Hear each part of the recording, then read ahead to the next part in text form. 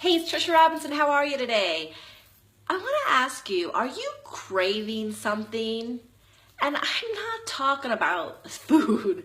I'm not talking about food at all. I'm talking about time, attention, engagement. So as you come on in, feel free to say hi and let me know where you're coming in from. And even on the replay, because I do go back and read all the comments.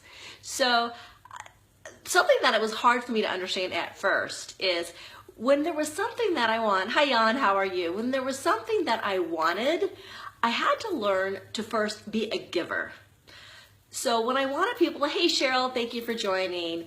When I wanted people to pay attention to me, I needed to focus on paying more attention to others.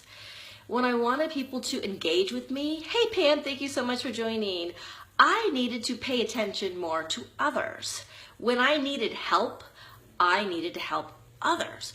And so with Facebook, what you can do is you can be super engaged with others. And I talked about this in the past.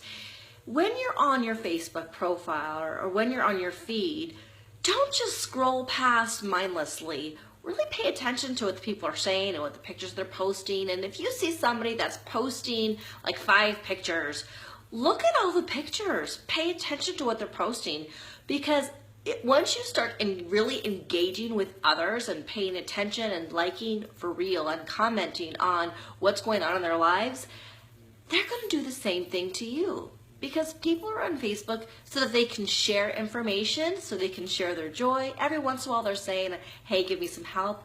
But when you decide to not be thinking about yourself and be thinking about others and give what you absolutely crave to everybody else, you'll find that it will come back to you. And most cases it will come back to you tenfold.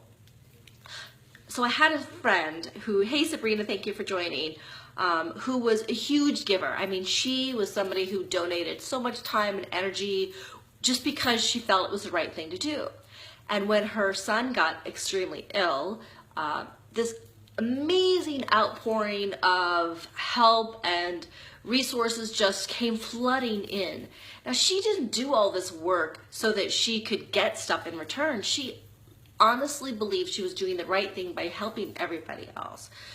In her time of need, she was so overwhelmed with the amount of love that came back to her, because she was a lover, she was a giver, and people just wanted to do whatever they possibly could to help her. So, that's a sad personal situation, but it also works in business too. When you're engaging with others, when you are giving people attention, if you go to the mall and somebody comes up to you to help take care of you from a service perspective, do you thank them? Do you say, hey, I appreciate you helping me out today? Or do you figure out a way to give them a real, genuine compliment? Most people in the service industry aren't actually used to being thanked. I know my dad, he's actually the one who taught me this. He goes out of his way to make the people feel special, because so many people that you come across to today, they're really just wanting someone to pay attention to them.